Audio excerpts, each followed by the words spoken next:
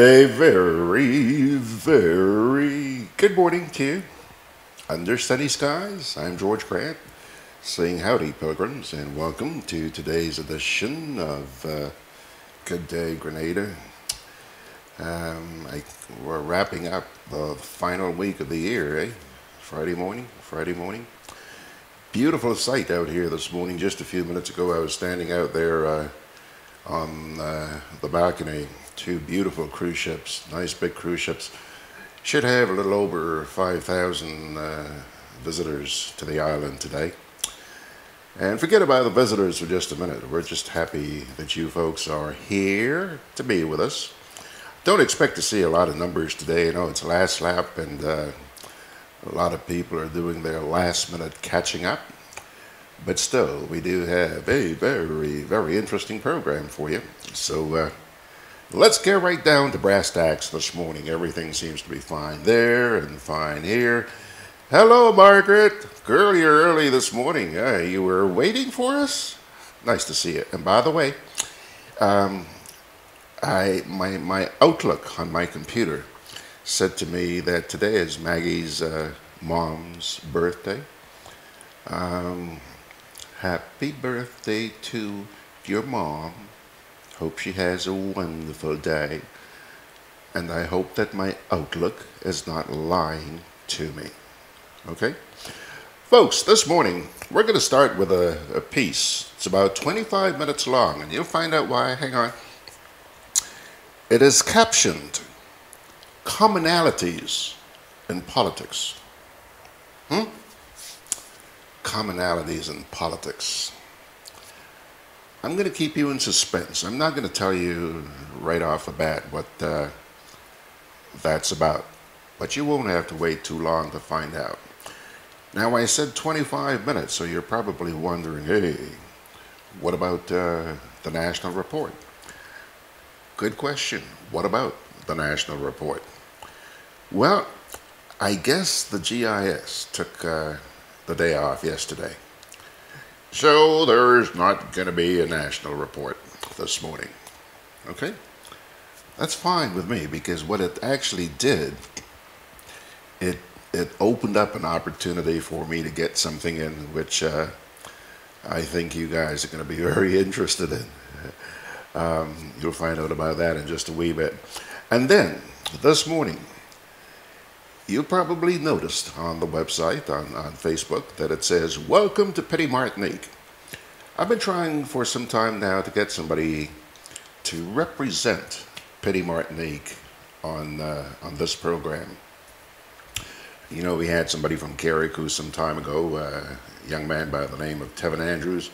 Well, now we want to have somebody from Petite, Martinique. This person is not physically living in Petite, Martinique anymore. She's right here in Grenada. Her name is Sharon Wiltshire. And Sharon was born and raised in Petite, Martinique. And it's a little island, boy, let me tell you. She'll die for it. Very, very dear to her. So Sharon's going to pay us a visit this morning, and I'm really looking forward to having a chat with her. Very vocal person, very outspoken, and yeah, I'm sure she's going to have a lot to offer. So let's get down to things, folks. Commonalities in politics. What did he mean by that?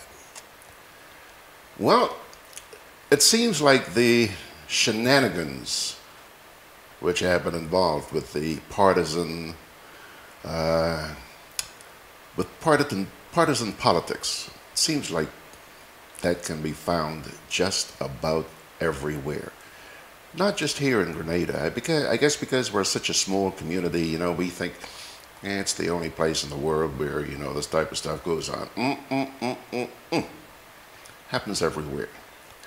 Last week, you heard about how a single member of Parliament cast the deciding vote which brought down the Guyanese government. And since then, that gentleman has been very, very vocal. I played you a couple of pieces from him some time back. Well, his name is Sharandas Persad. And by the way, he's no longer in Guyana. He's gone to Canada, where he now continues to speak out.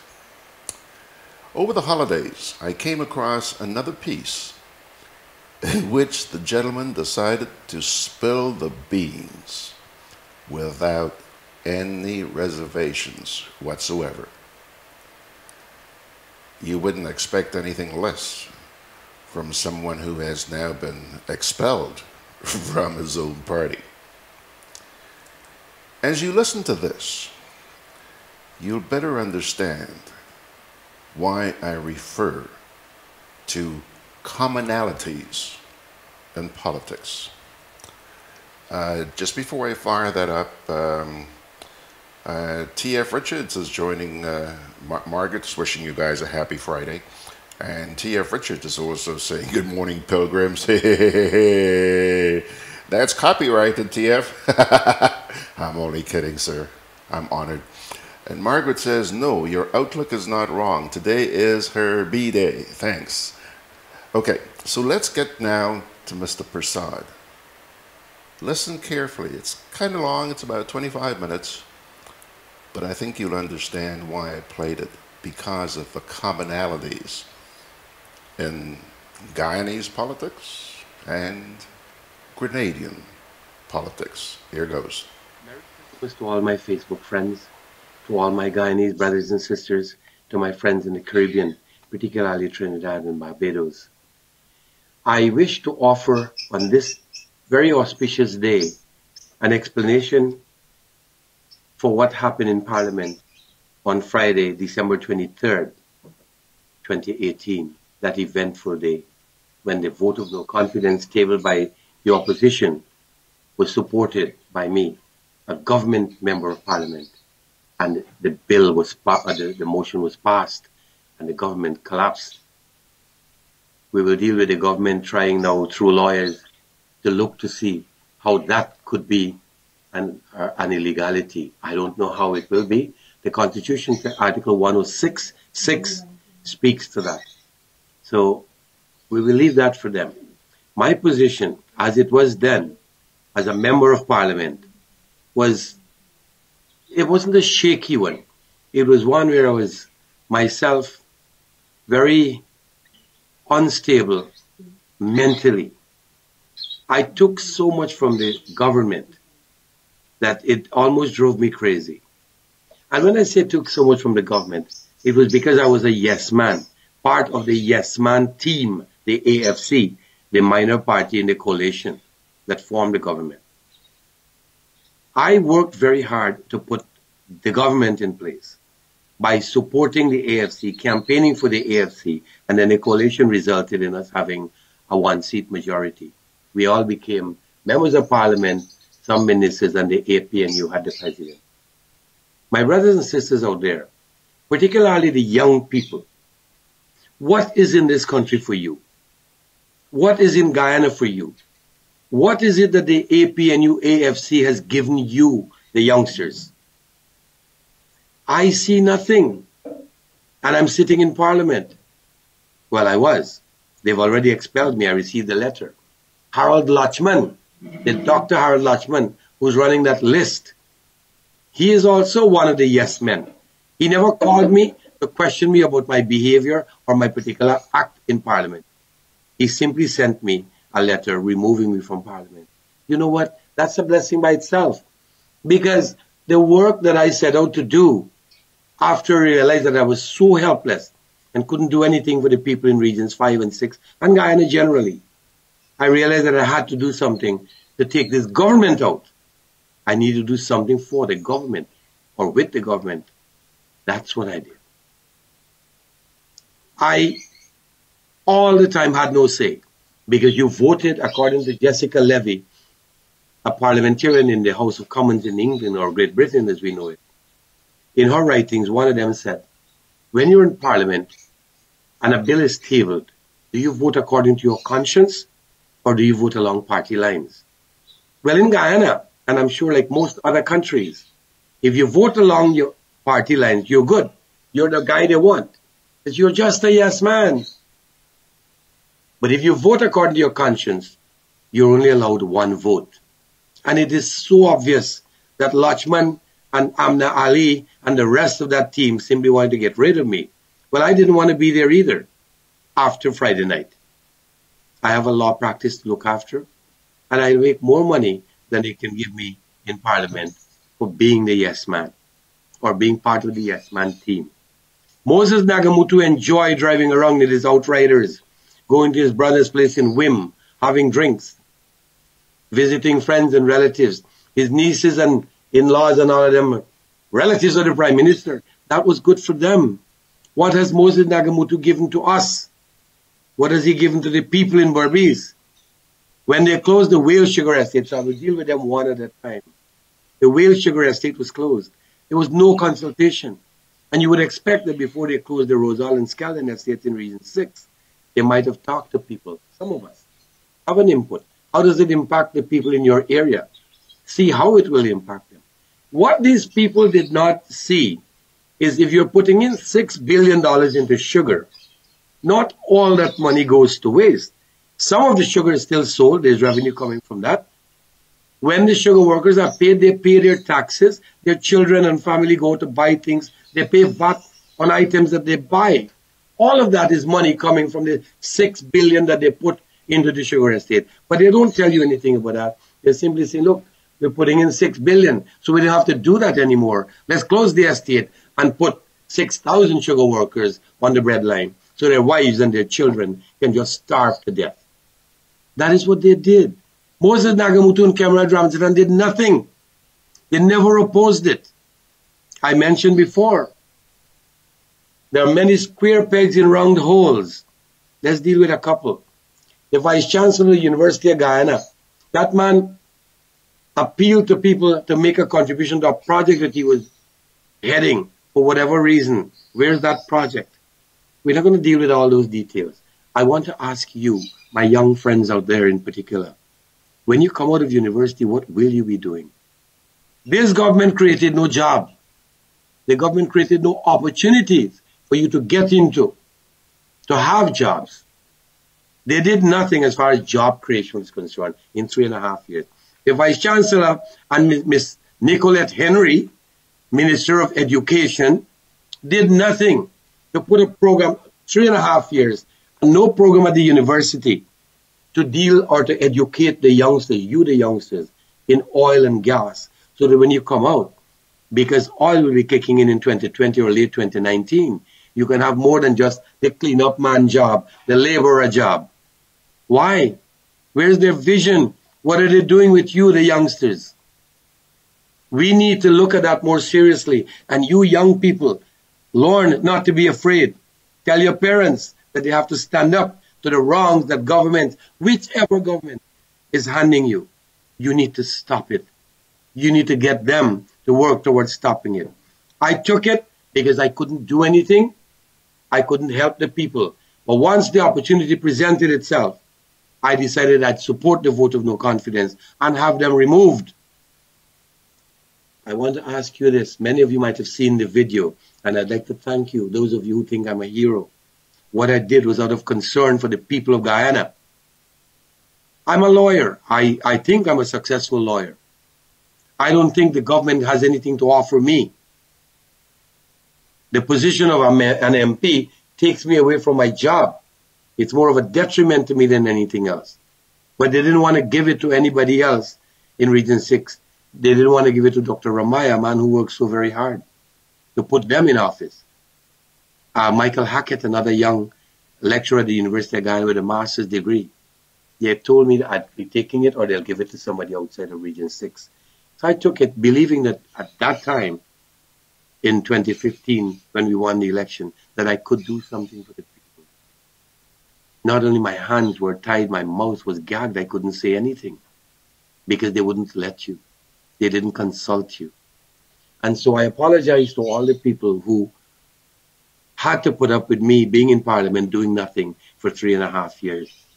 This move was something that I didn't just pick up overnight. I had this planned. Quickly. The security that took me out of there was not Kemraj Ramjatan's police. Not at all. And he said the security took me to the Cherijagan International Airport. I'll tell you now, I did not leave Ghana from the Cherijagan International Airport. I left from Liat through Ogle Airport on a Liat flight to Barbados. The itinerary will show you that. They can trace it if they want. And so they're lying now to make them look good.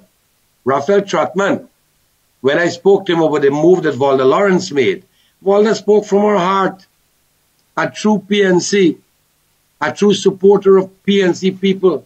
She didn't care that it was AFC that put her there as minister or put the entire APLU team in the government.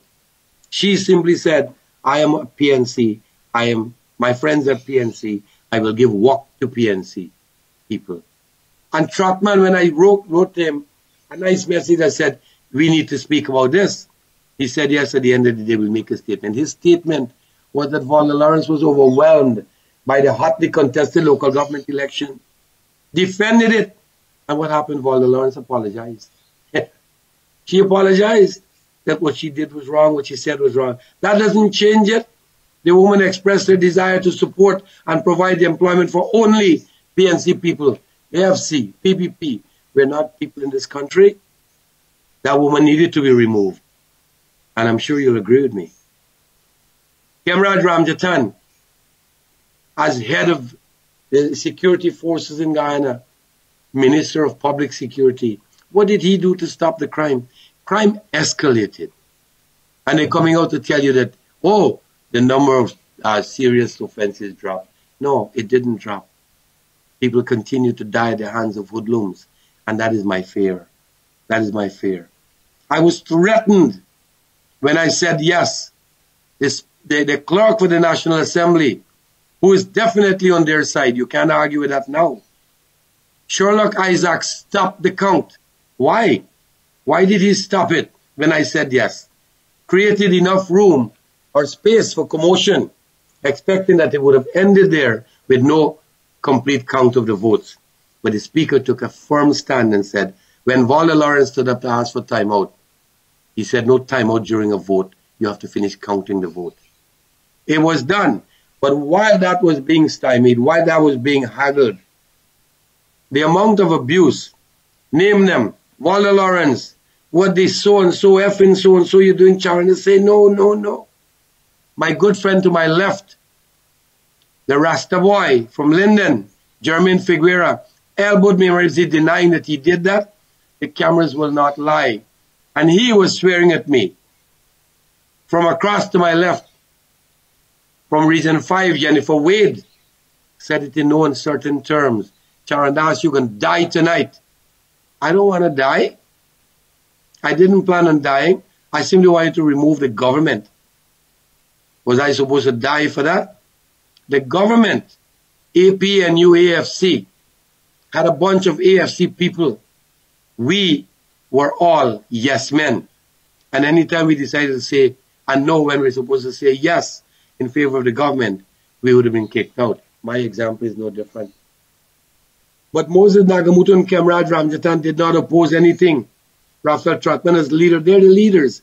They did not oppose any bill presented by the government and opposed everything presented by the opposition. My brothers and sisters, watch what was happening. This government, and they're still the government, they have to run the country until an election is held and a new president is sworn in. The Constitution allows for that. But they brought in parking meters in Georgetown. Parking meters set up by some Mexican company that killed businesses in Georgetown. Once the business people, many of them saw that they couldn't get clients to come in their stores. People were restricted because of the parking meters and all of that. You had to pay parking. Many of them closed their businesses. Young business people outside there, old business people, you all had to worry. This government, and it is not about being black or Indian, my friends. This is about being Guyanese and being stymied by a government that was looking at oil. When we get the oil money, we will do this, we will do that. They killed sugar. They destroyed lives of people. They killed rice. Some of the rice millers, rice farmers, they were hustling to solve the problem of rice, at least to salvage some of the business. The Nanpasad Borbis Region 6. They did a fabulous job helping people. A couple of rice mills across the country, as has, some people were helping out. But it was the government that did nothing to help these businesses and the people directly connected to them. And my take on that is because most of those people did not support the APNU AFC, and the local government spoke volumes. They got 1 seat in Region 6 and 5. They got none in Region 2, that's Essequibo. You wonder why, my friends? People have lost confidence in the government, entire government, whether it's because of a few AFC members or some racial multi government MP from APNU, or those who pay $12.5 million for the rent of a stupid hall that they had nothing in. All of those are things that created the lack of confidence that the people had in the government. Why are they blaming me? I was the one who had in my hands the power, if you want to call it power, to remove them. And that's all I did. That is all I did.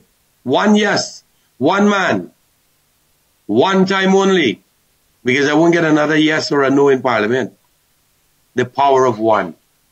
Nicolette Henry spoke about the power of 1. She is now experiencing the power of 1 from Friday night, the 21st of December. And again, I didn't do this for glory. They're telling me that I was paid. I just got a message. I was paid 500 million Guyana dollars. Where's the money? Oh, I put it in the bank. I am in Canada right now. Could I have brought 500 million Guyana dollars with me in Canada? I have a few $1,000s Guyana money, yes. That's because it was left with me, and when I came out of Parliament, they paid me for my traveling. And even if I was paid, was it wrong to support the no confidence motion against the government? Many of you out there, many other MPs wanted to remove the government, felt the lack of confidence, but they didn't have the, I want to say a word, they did not have the audacity to stand up and say, yeah, we want you out of here, or to vote yes in favor of the vote of no confidence. Many of them enjoy the perks that they're getting. Many of them. German Figueroa was a school teacher. Walla Lawrence was a school teacher. They're happy being members of Parliament, getting $260 a month, and Walla Lawrence as minister with all that comes with being a minister.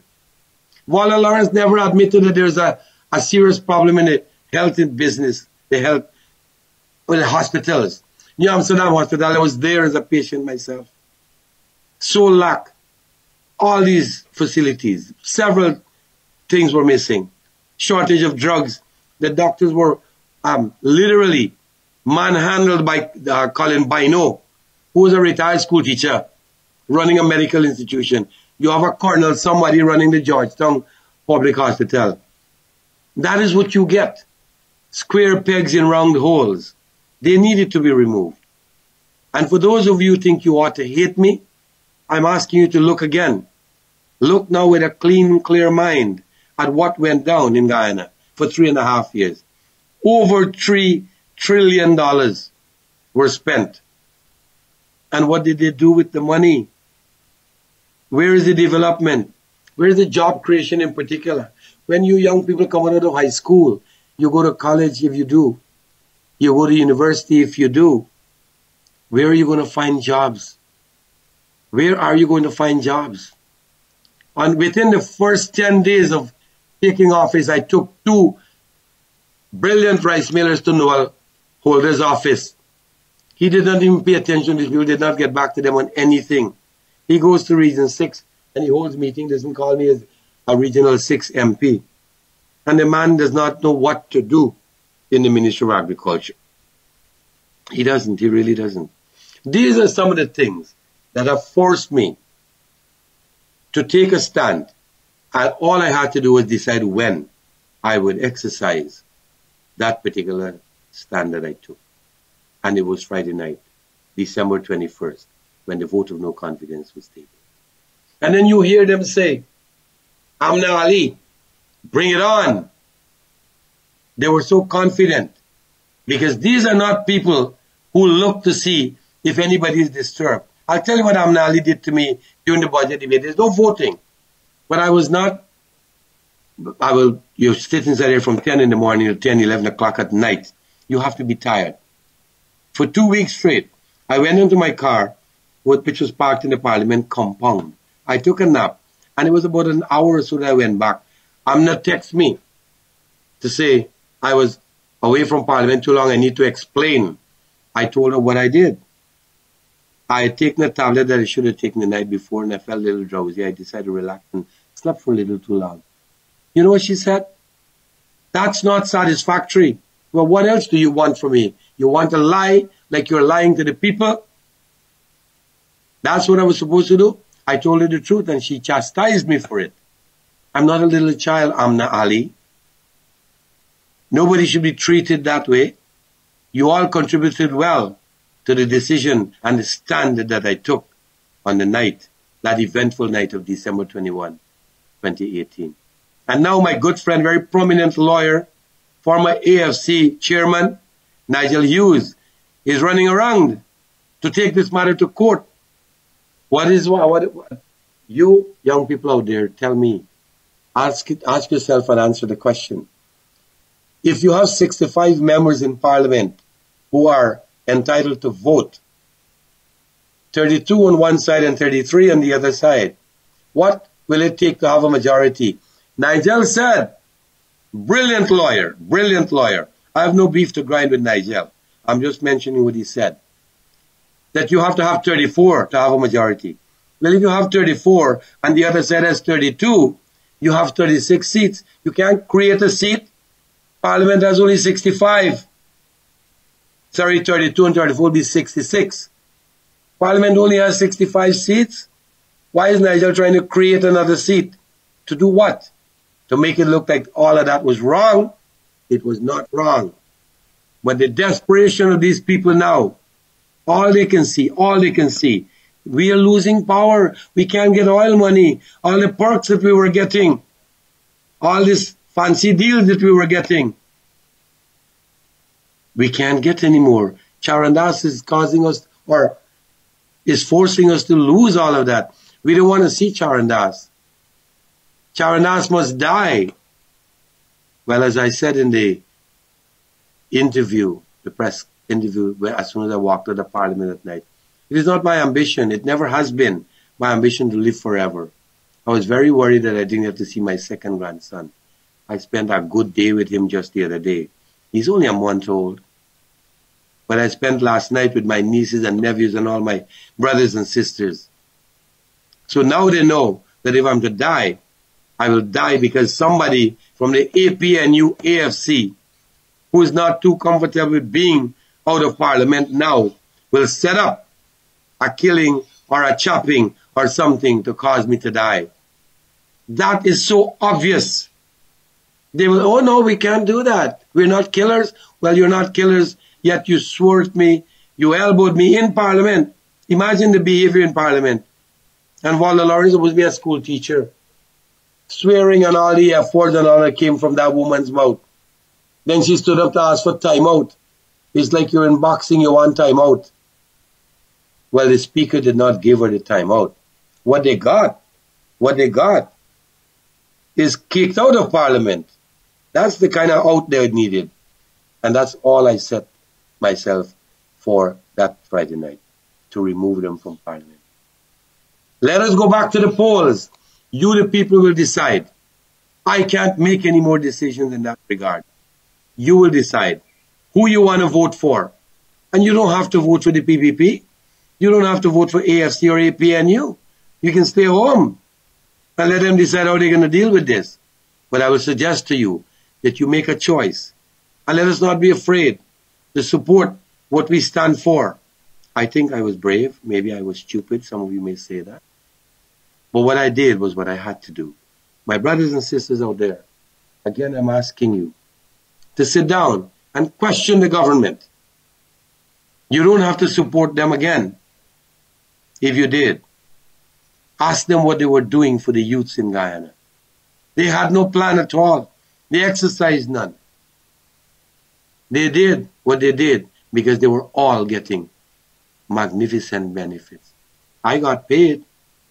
I got my $260,000 a month. I got a duty-free vehicle. Those are all good deals. But what they were getting and what they were looking forward to is what they have to regret now. That is why they're desperate. They are desperate. And I may have to pay a price. The consequence could only be for them to be satisfied. The death of Charandas will settle all of this. He causes to be removed from Parliament. And many of them will not get back in there. Many of them. If the AFC can garner 2 seats now, that is more than I am dreaming of for them. They will not even get 2 seats in Parliament again. The people don't want to see them. Moses Nagamutu, he mentioned it. Oh, I participated in a meeting with local government, one goddamn meeting. They had about 19 people from WIM there. His sister-in-law, Mavis Nagamutu, said Charandas should rot in hell. Why? Because the job he got in the Prime Minister's office will be removed. She will be back on the unemployment line too.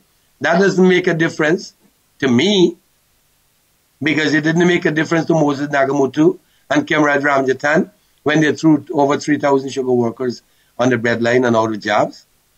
Should that not mean something to you, Mavis? Again, my brothers and sisters, I'm asking you to look at what transpired and think carefully before you make comments and offer derogatory remarks about Charandas Prasad. I don't care that I was expelled from Parliament. I did what I had to do. Those are the ones who are worried now. My brothers and sisters, on Christmas Day, I'd like to wish you Merry Christmas, and I'm hoping that 2019 will have a wonderful gift for you. The gift of a new party, a new government, and a government that should be held responsible for what they do for you and to you in Guyana. What they do to the oil and with the oil. They need to use oil to create industries, to set up infrastructure, to provide jobs for you, your children, your grandchildren, not to squander money and not to sign away the wealth of Guyana. Again, I'll thank you for listening. I hope I did not bore you. Have a good one. Ooh. Mr. Persard. Mr. Persard. While you were listening to that piece, my dear friends, obviously, a few comments appeared there on Facebook. One of them from our buddy out there, Fitzroy Adams, who's saying good morning to you folks, by the way. He says, Grenada politicians must take an example from this politician. So says Fitzroy. Margaret says, and she's referring to a comment Mr. Passard made during his little dissertation there. Margaret says, the Rasta boy? Really? Is that how someone who claims to be principled refers to a fellow parliamentarian? I'm sure he's quite aware of the connotations. Margaret, I mentioned at the top, commonalities in politics. On the weekend, think about that. T.F. Richard says, this guy has substance. We should take a page from him. He's stuck to conquer. We need more like that. So says T.F. So, see, a little bit on either side of the fence. Good morning to you, Glenn Andrew Mark. Thank you very much for joining us this morning. Now, in just a wee bit, coming up next, she's all saddled up, man. You're gonna see Christmas tree and everything this morning, I tell you. Oh, is this lady ready to go? Let me get rid of this little thing here. I'm just gonna give you a sneak preview. Take a look at that. Take a look at that smile. Look at that smile and the Christmas tree, eh? Well, Sharon's going to be with us in just a wee bit. But before I get to Sharon, I want to show you something our buddy, I don't know if he's with us this morning, but our buddy Anthony DeRiggs. And I'm going to pull an Anthony DeRiggs here this morning too. Anthony sent me a picture this morning of a couple of cruise ships that were in town on Boxing Day. Take a look. I'm holding the camera, so that's the reason why I said I'm pulling an Anthony this morning. See that? Look at those two ships. The big one on the right is the Azura, and the small one on the left is the Silver Wind. Anthony, I had a spectacular view of both of those ships on Tuesday. It was on Wednesday, Boxing Day. And just for your information, today there are a couple of other big ones in here today. Just let me see who they are. They are the Silhouette and the Mean Shift, and both of them are bigger than the ones you were just looking at. Okay, so there you have it. All right, my dear friends, let me take my little break here, try and pay some bills, and then we're going to come back with our good friend Sharon. Hang on. Together with you, our customers, we energize our community. Together with you, we energize our economy. We are working together to give our nation a better tomorrow. With you, we energize our future. Together, we energize our nation. Thank you for partnering with us as we energize our Spice Isle. Redleg, energizing our Grenada. Hubbard's, bringing you Frigidaire Christmas cheer. With the purchase of any Frigidaire fridge, freezer, stove, washer, or air conditioning unit, you get a free 3-piece Frigidaire non-stick pot set. Come into our appliance department on the Carronage and Building Supplies Grandance to get your trusted Frigidaire products and enhance your cooking this Christmas. Offer available while stocks last. Hubbard's, quality service, affordable prices. Juve chocolates, cocoa nibs, and cocoa balls from Diamond Estate Grenada are now available at Amazon.com, Amazon.ca, Amazon.co.uk, and GrenadaMarket.com. Try the sensational touch of nutmeg and a touch of ginger chocolates, 75% dark and rich, 100% pure cocoa, and their 60% dark and sweet chocolate bars today. Amazon Prime members enjoy free shipping on these orders in the USA, Canada, and Europe. GrenadaMarket.com. When you can't come to the island, the products of the island will come to you. Why wish upon a star? For a bank is better by far. Whatever you're wishing for this Christmas, will give you low interest and no fuss. Co-op Bank is making Christmas wishes come true. Fix up your home, treat your loved ones, and get everything on your Christmas list this year with our no-fuss loans. As we count down the 12 days to Christmas, you can win awesome prizes every day. Special terms and conditions apply. Christmas wishes come true with Co-op Bank and you. Welcome home. Alrighty, folks, here we go. It's 21 minutes away from the hour. And you know how pumped up I get whenever I have something or somebody new coming on the program. Well, man, let me tell you, you can imagine. This morning, we're about to say welcome. First of all, Merry Christmas, Happy New Year, and welcome to Gudday Grenada. Sharon has actually been joining us online, but this morning she's here in the flesh. Let's take a look at this lady. Hello, Sharon, how are you? Good morning, George, and listeners. I'm very good.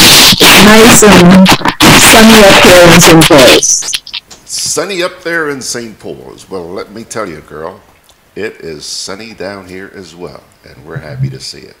Sharon, so tell me now, you're a little Petite Martinican? Oh, yeah, born and bred, as I always say, my neighbor stringberry on the backup tree in Cabier. In Cabier? Cabier. Who hold on a sec. For some reason, I think there's a loose connection with your laptop. Every time you move, we're getting a lot of static. So try and sit still as we admire you and your Christmas tree there. Did you put that all together yourself? Yes, I did. It's 9 feet tall. 9 feet tall, almost going through the ceiling. That's right. And I guess you had a wonderful holiday season so far? We did. The Roberts clan tend to enjoy Christmas, and we bring a bit of Petite Martinique to Grenada. We all get together from the beginning of December. Okay. So we always have an event. Okay. For Christmas. Now, since your navel string buried in Petite Martinique, let's talk a little bit about the island. I have stopped in there, you know, while yachting up in the Grenadines. I've stopped in there on a number of occasions, and on one occasion we actually went to Petite Martinique and did our Sunday program there, and I was just in awe. The people up there were very warm and friendly. Small community. What you got there? About you have less than 1,000 people there. Less than 1,000. It's just about 900 people. 900 people, and you know, I'll never forget one. The morning after I arrived, they came to the little hotel I was staying at and got me out of bed at 5 o'clock in the morning, supposedly to go for a little walk. And I look forward to that. What I didn't know, Sharon, was that what they had in mind was carrying me up a hill. From the time I walked out of that hotel, it was all uphill, thorn bush and all. But you know what? I enjoyed it because the view from up there of the Grenadines and Carriacou and all of that. Yeah, yeah. You know what I'm talking about? Yes, they took you up to the Petite. Or the Petite, excuse me. And that's where you can see the Grenadines to the north and Grenada to the south. Beautiful, beautiful up there. What is the primary industry in Carriacou? Fishing, boat building, what? You mean in Petite Martinique? Sorry, in Petite Martinique, yeah. Yes, at the moment, the primary industry is fishing. There was a time when it used to be boat building, but now, although there's still some boats being built, not as many as in the past. But yes, fishing. The guys fish and they export to all over the place. They have contracts that they send fish to France and the U.S. Mm-hmm. So. Now, as a Petite Martinican, you're talking to some people out there who have probably never been to Petite Martinique. Explain to them why they should come check you guys out. Well, it's one of the places that I personally go to renew myself, to de-stress. You know, it's a feeling you get as you come into the harbor. You could feel the weight of the world being lifted off your shoulders. And there are cars there now, but you can still freely just walk. Everybody, I mean, curious to know who you are, because if you're a stranger, they must know. Because on Petite Martinique, everybody knows everybody else. And they're very helpful if you're lost. If you know one person in Petite Martinique and you ask for that person, they could find it. So it's a good place to go, especially if you want quiet and you have to write a book or something. That is the place I would recommend that you go. And they welcome you with open arms once they know that you have one Petite Martinique friend. They welcome you. You know, Sharon, the reason why I'm laughing, I will never ever forget the first time that I went to Petite Martinique. I went up there on the Coast Guard cutter. It was called the Turtle Bay. And I was invited by then Prime Minister Herbert Blaise to go to Petite Martinique because I think they were launching their telephone system. Okay. I'm laughing because when the boat pulled up alongside the jetty, there was a whole crowd. People came out you know, to welcome the Prime Minister and his entourage.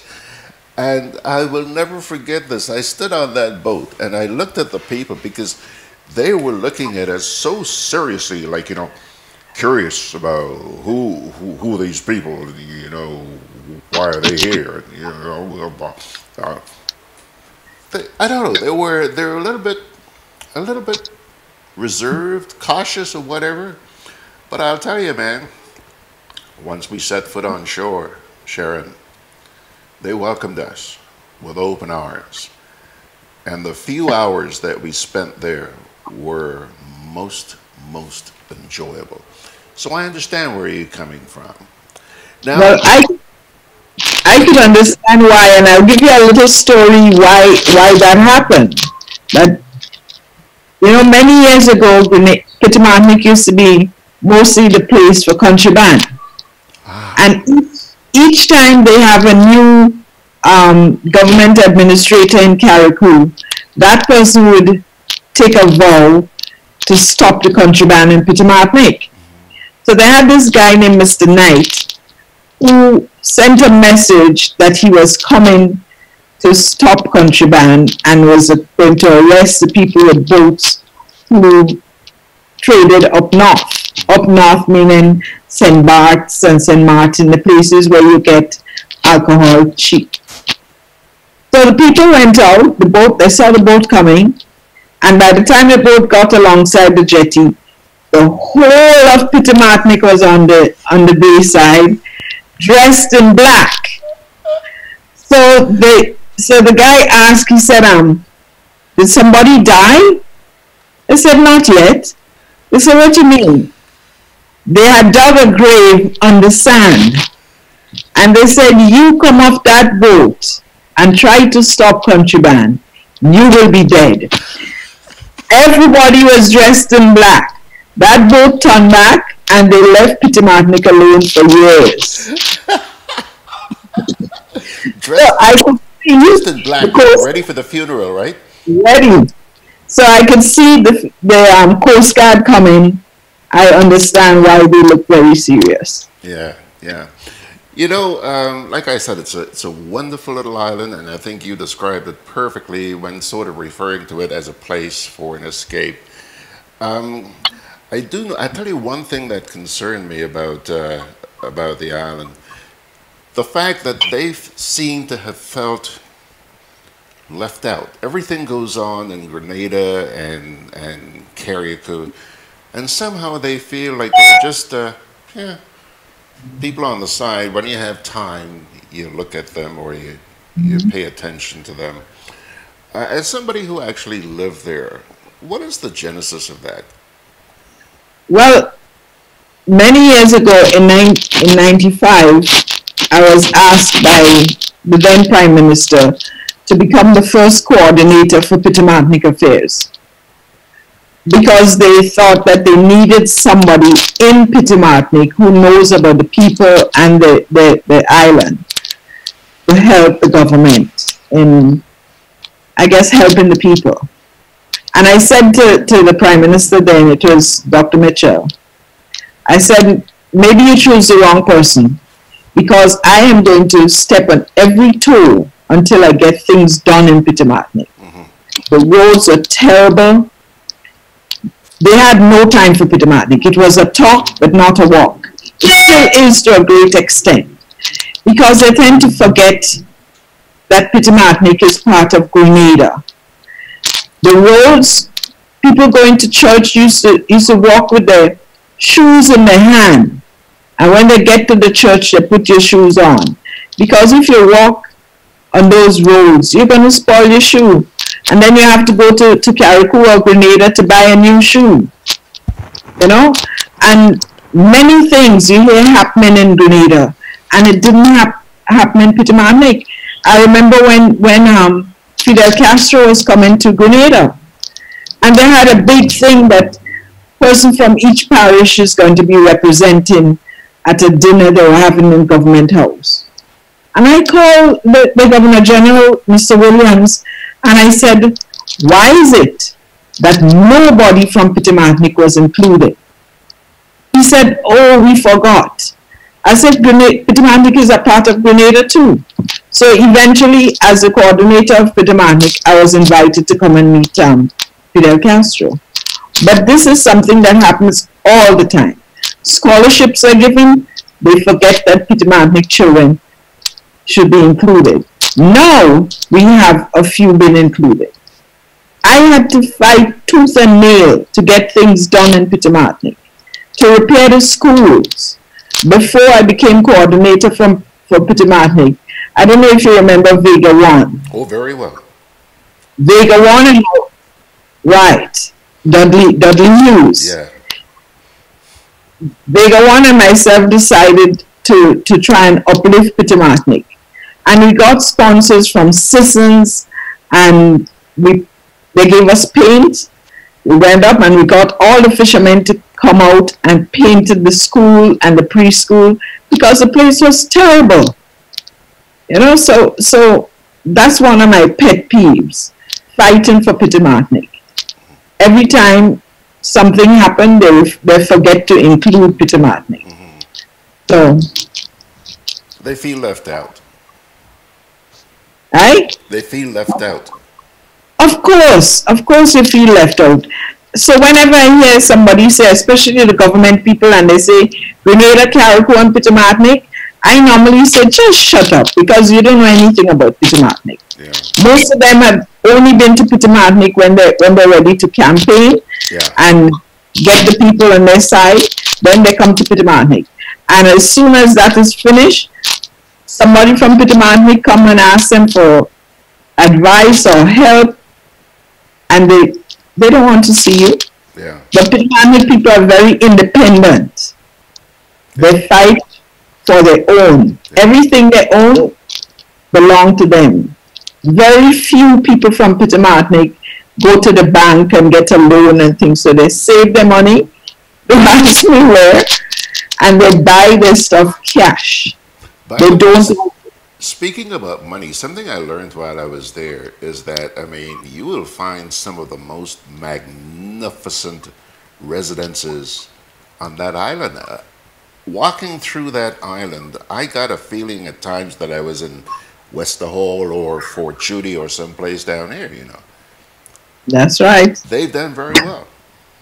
Because they have if you build a house and your son decides he's getting married, what you do is you help, everybody help him to build his house, because in Petite you can't go and ask a man for his daughter's hand if you don't have a house to put her in. The first thing we'll ask you, where you plan to take my wife, my daughter, because you're not bringing your wife in my house. Okay, so you have stop. George, I hope you're listening. Don't go to Petite Martinique to find a wife, because you don't have house. Okay, George? Good. You have to have your house. But the thing is, they will help you. Your parents will help you. They will give you the land, and they will help you physically and financially to build your house. Petite Martinique people build their own. You don't have to bring in somebody to do it. But although most of the men have never been to school to learn to do these things, they could do it. They build you the best boat. And most of them have no formal training.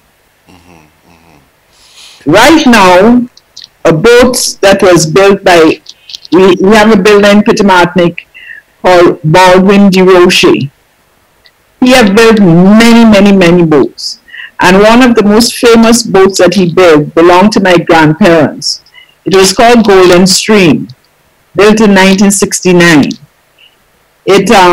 We sold it eventually to a company in Barbados, and it is now in Belize as the Jolly Roger. Ah. It's a party boat. Okay. You know, so it's very interesting that the name is Jolly Rogers too. You remember the name? Who had a boat called the Jolly Roger? Rogers in Barbados. It is now in Belize. Okay, it was sold. There's also a Jolly Roger in Barbados, right? Right. The Jolly Rogers, the original Jolly Rogers belonged to John Bartholomew Roberts. Okay. Pirate of the Caribbean. Okay. Right? Are you from that Roberts family? Direct from that Roberts family. Okay. He was from Wales. And they used Carriacou and Petite to do their repairs when they were pirates. That's the places they would go to do their repairs on their boats and so. So they, wherever he stopped, he left his seeds. Okay. Well, Sharon, let me tell you, girl, we're running out of time, but there are a couple of comments here on Facebook. First of all, Margaret says she's referring to that story you told a little while ago about, the people dressing up in black and going down to the dock. She says here, love that story. Way to go, Petite Martinique. So you guys tell Petite Martinique they have a fan. And, Margaret, one of these days, we should try and get together and go on up to Petite Martinique. Our friend in Carriacou, Valerie Thompson, has been bugging me to come on back and do another program in Petite Martinique, and I would love to. So, Margaret, try and find some time in the new year and come on down. Let's put together a side, and Sharon will be our tour guide. And boy, I could introduce you to a few people up there as well. So there's another comment here from Benedict Cador, and he's referring to something you said a little while ago. He says, not only Petite Martinique, Carriacou as well. This started under the Gary government because he never won in the islands. You know about that? You mean what started? They wanted to stop the contraband? I'm not sure if it's the contraband or the fact that Petite Martinicans feel sort of alienated. Oh yes, because they supported Mr. Blaise. They didn't have much time for Gary. However, a lot of the fisher folk who came down to Grenada supported Gary because they used to tie a boat. Remember where the man was, where the extended part of the pier now. All there used to be water. And my father told me that on Sundays, Gary used to walk along that road, and all the Petite Martinique boats, he would come out and talk to them. And one Sunday, he came and he asked them what they had to eat, and they said, well, we came in late and didn't have time to buy stores. And he said, there's a garden over there with peas, go pick peas. And they said, but no, we can't go into the person's garden. He said, I give you permission, go pick peas and make soup. And after that, the Petite Martinique fishermen supported Gary. Is that what you call partisan politics? Well, yes, and they had a gripe too against Mr. Blaise, because when the geese line started and they were asking Grenada to send sailor men on the geese, Blaise tell them to go and look in St. Lucia. Grenada men are lazy, they don't like to work hard. So that's why you had a lot of St. Lucians and Vincentians on the geese line, and very few Grenadians. So he did the damage himself. Sharon, very, very good inaugural visit. Thank you so much. And I bet you have a lot of stories up your sleeve that you're going to be sharing with us. Huh? Definitely. By the way, I see somebody kind of late, but somebody's just showing up here on Facebook. Do you know a character by the name of Carla Ray Briggs?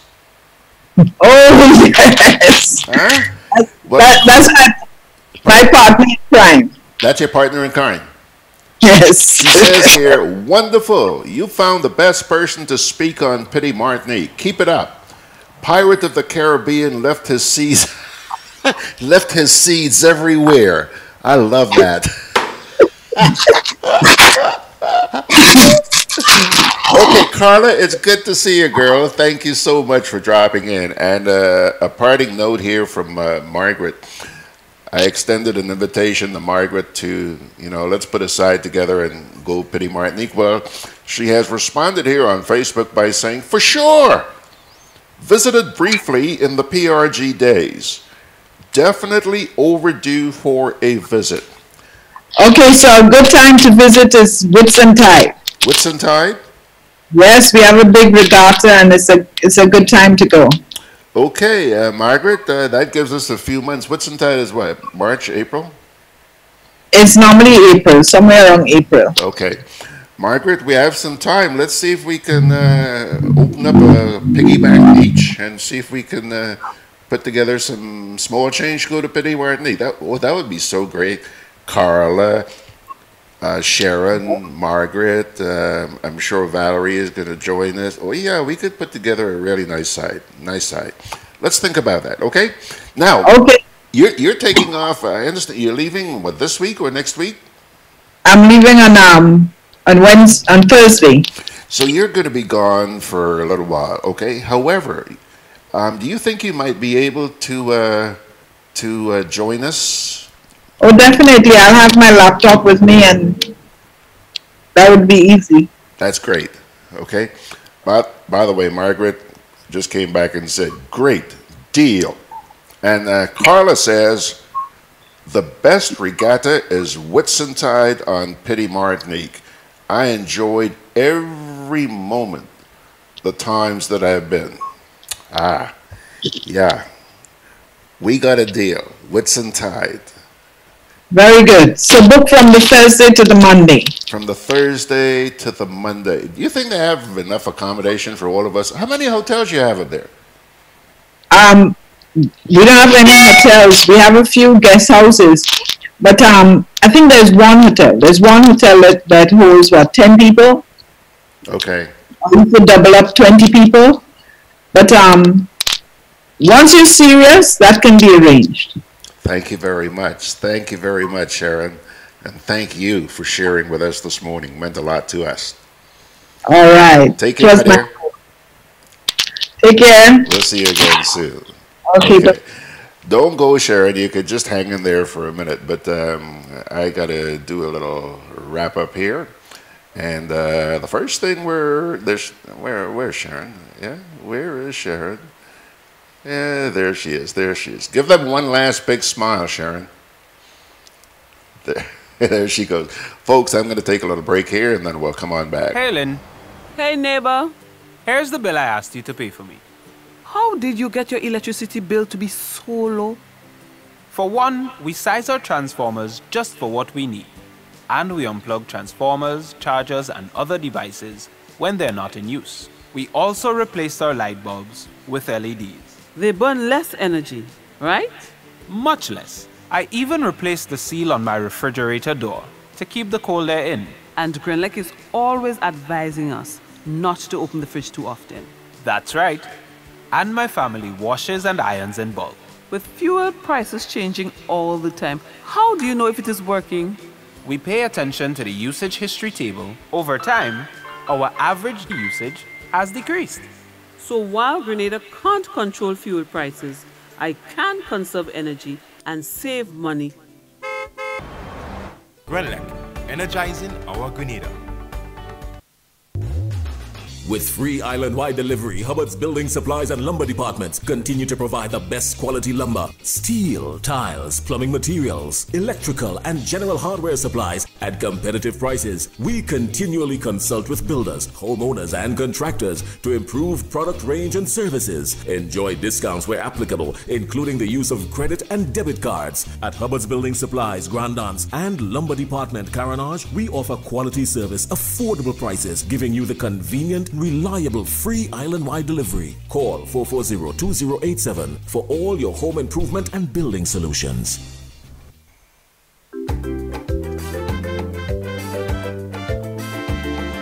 Grenadian General Insurance Company, strength and stability. Grenadian General Insurance Company, tell your friends, tell your family. We cover householders comprehensive, motor and even fire too. Contractors all risk burglary, public liability, professional indemnity, directors liability, and wait, we still have more. Come and find out more what you're waiting for. We are located on Scott Street, St. George's. For more information, call 440-2434. Tell everybody. Juve chocolates, cocoa nibs, and cocoa balls from Diamond Estate Grenada are now available at Amazon.com, Amazon.ca, Amazon.co.uk, and GrenadaMarket.com. Try their sensational touch of nutmeg and a touch of ginger chocolates, 75% dark and rich, 100% pure cocoa, and their 60% dark and sweet chocolate bars today. Amazon Prime members enjoy free shipping on these orders in the USA, Canada, and Europe. GrenadaMarket.com. When you can't come to the island, the products of the island will come to you. Hey, by the way, Sharon, I'm really glad that I asked you to hang in there for a minute because, believe it or not, Margaret's gone to work already, checking out the dates. She's gone to work already, okay? And I see here where she's saying to us that Whit Sunday 2019 is on June 9th.